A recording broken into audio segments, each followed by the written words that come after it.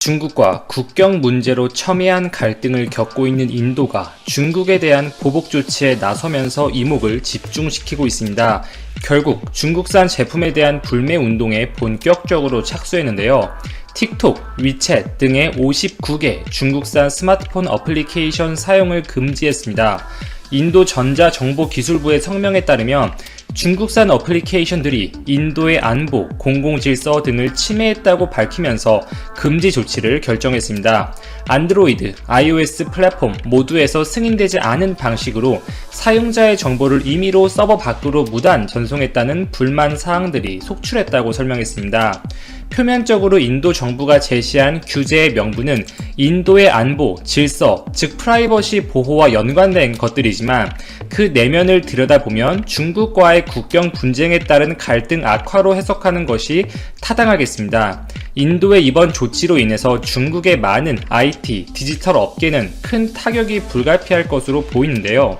인도 13억이 넘어가는 대국 인도는 이미 현재에도 전 세계 2위의 인구수를 자랑하는 국가이며 최근 몇 년간 가파른 인구 상승률을 고려한다면 수년 안에 중국을 제치고 전 세계 인구 1위 국가가 될 것이 확실한 상황이라고 볼 수가 있죠.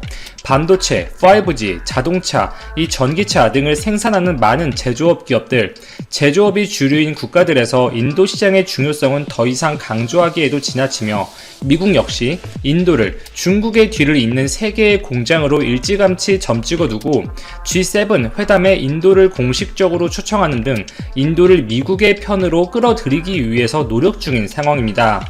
미국이 주도하는 반중국 경제연합 EPN에서 특히 한국과 인도의 역할이 중요하다고 볼 수가 있는데 한국의 경우에는 반도체, 디스플레이, 통신장비, 전기차 배터리 등의 많은 영역에서 압도적인 제조업 기술력을 가지고 있어서 충분히 그 역량을 발휘할 수가 있고 인도 역시 중국 시장의 인건비가 막대하게 상승하고 중국으로 진출한 해외 기업들의 이 중국으로의 기술 유출의 위험성이 여전히 남아있는 상황 속에서 중국의 대체 지역으로서 그 가치가 굉장히 크다고 볼 수가 있습니다.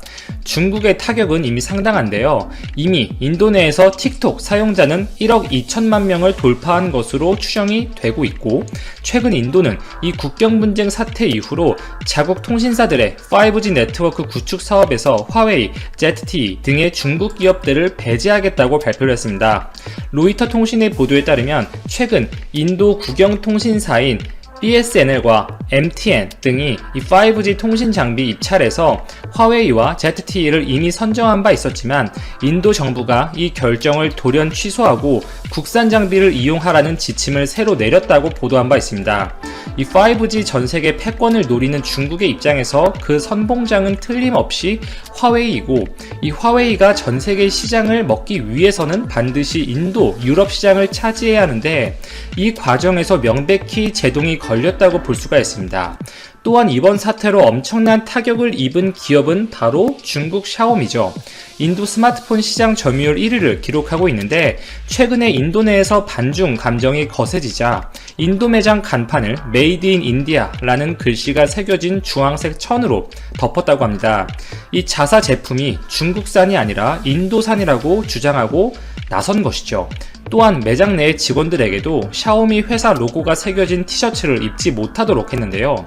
이 스마트폰 보급률, 이 5G 보급률이 급속도로 확산되는 인도 시장에서 현재 점유율 1위를 기록하고 있는 샤오미는 특별한 악재가 없었다면 당분간 무난히 1위 자리를 유지하면서 그 영향력을 키울 수 있는 상황이었을 텐데 중국과 인도, 이 국가 간의 외교 분쟁이 터지면서 큰 타격을 받을 수밖에 없겠습니다.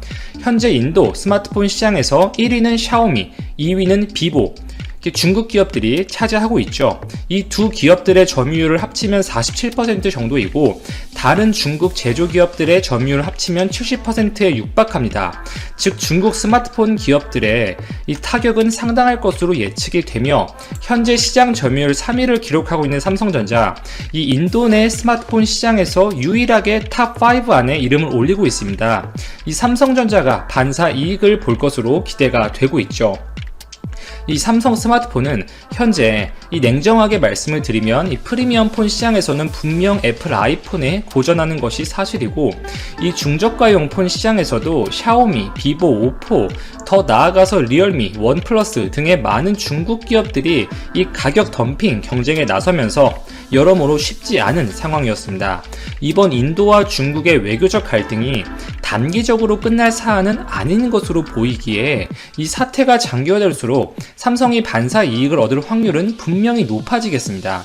마치 작년 일본의 수출 규제, 이 반도체 3종 수출 규제로 인한 이 우리나라에서 반일 정서가 굉장히 커졌고, 이에 따라서 일본 제품 불매 운동이 격화되었었는데, 이 일본 제품 불매 운동이 단기적으로 국한된 것이 아니라 현재에도 습관처럼 이어지는 것을 생각한다면 인도의 중국 제품 불매 운동은 단기적으로 끝날 사안이 아닐 것으로 보입니다. 특히 국가 간의 이 영토 분쟁의 경우에는 굉장히 단기간에 봉합이 되지 않고 장기화되는 경향이 있죠. 인도 시장은 말씀드렸듯이 이 전 세계의 모든 국가, 기업들이 먼저 선점하기 위해서 공을 들이고 있는 시장입니다.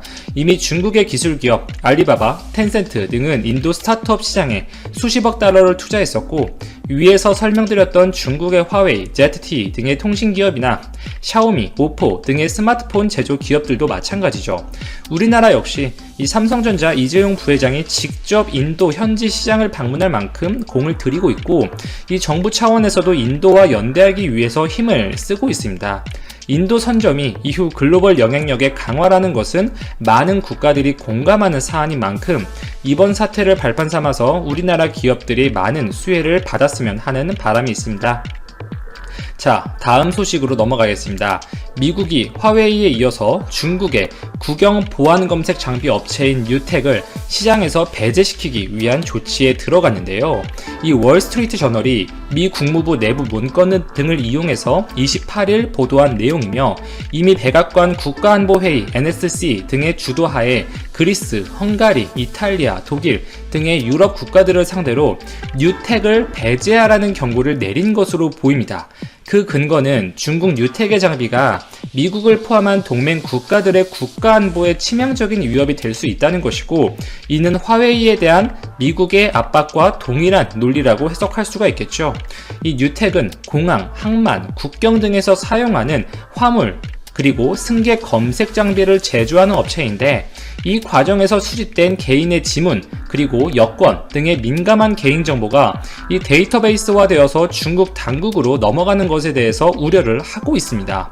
뉴텍이라는 기업은 후진타오 전 국가주석의 아들인 후아이펑이 회사를 이끌었던 경력이 있는 만큼 국영 기업이기도 하죠. 이 중국 당국과의 연계 가능성에 많은 무게추가 실리고 있습니다. 미 국무부는 뉴텍이 유럽에서 해상 화물 보안 검색 시장의 90%, 공항 화물 및 승객 보안 검색 장비 시장의 50% 이상의 점유율을 차지하는 것으로 보고 있으며, 이 저렴한 가격을 무기로 대략 경쟁 업체들보다 25에서 50% 저렴한 단가로 공급해서 공격적인 마케팅 행보를 보였습니다.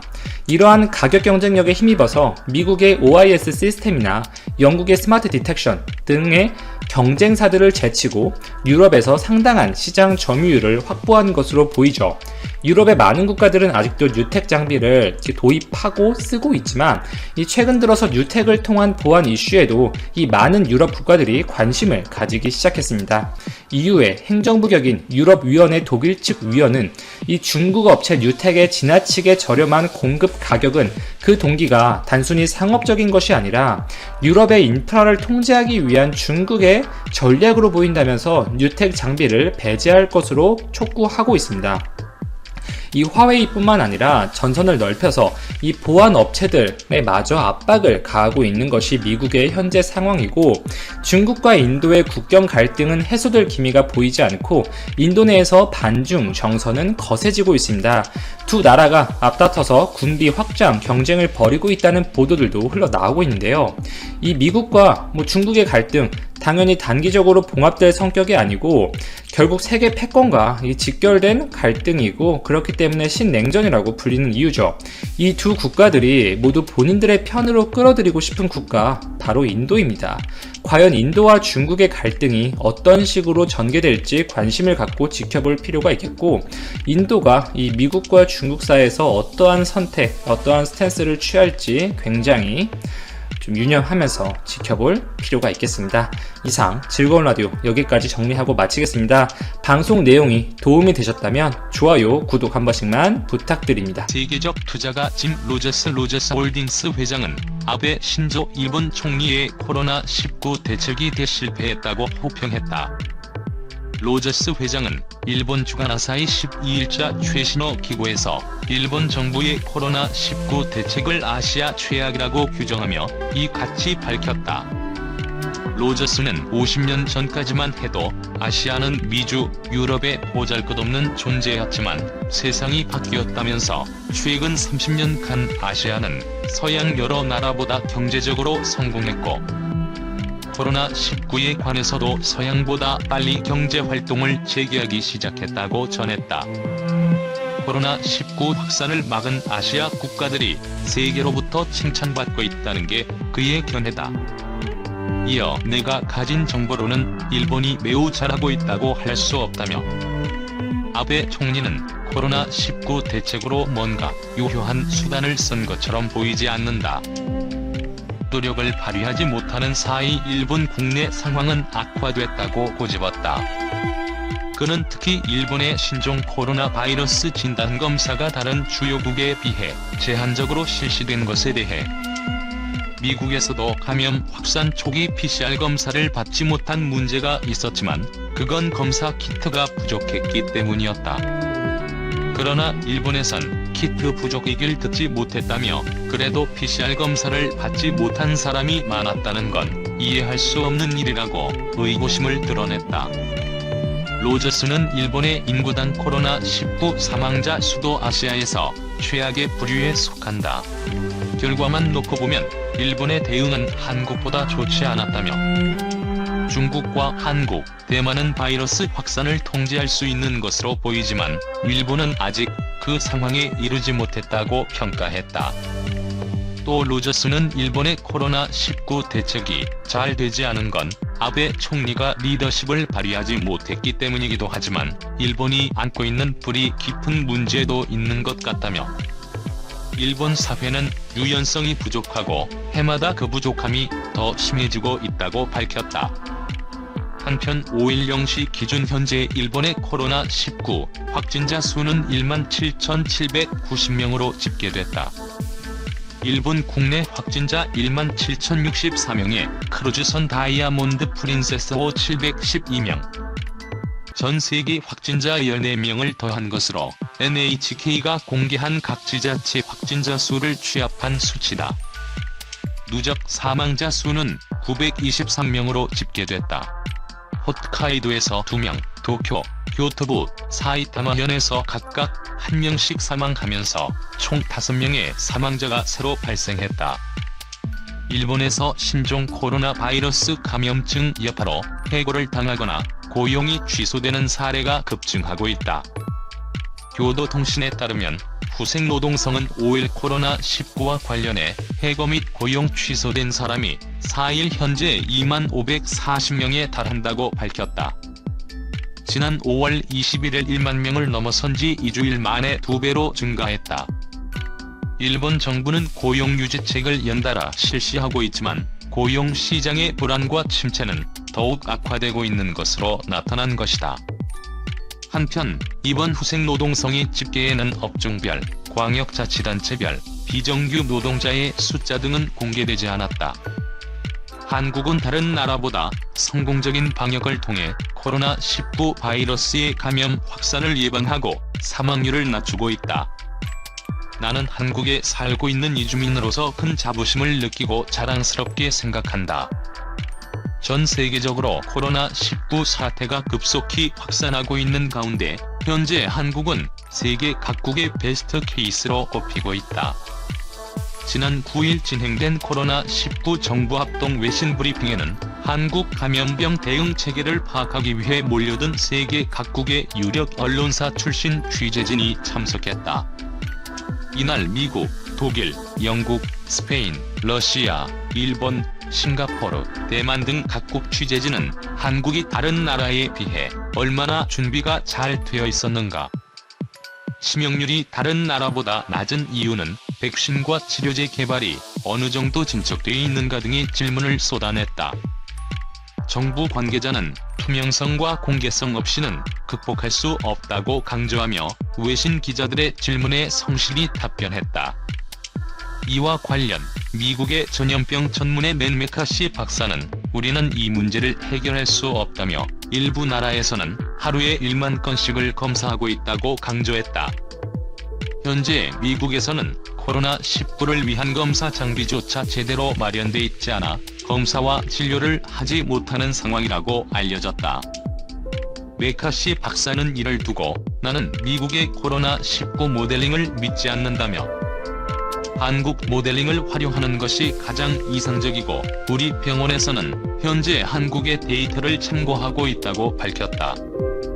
홍콩 매체인 사우스 차이나 모닝 포스트 또한 한국의 코로나19 검사 능력은 전 세계 보건 전문가들에게 중요한 자료를 제공하고 있다는 기사를 냈다.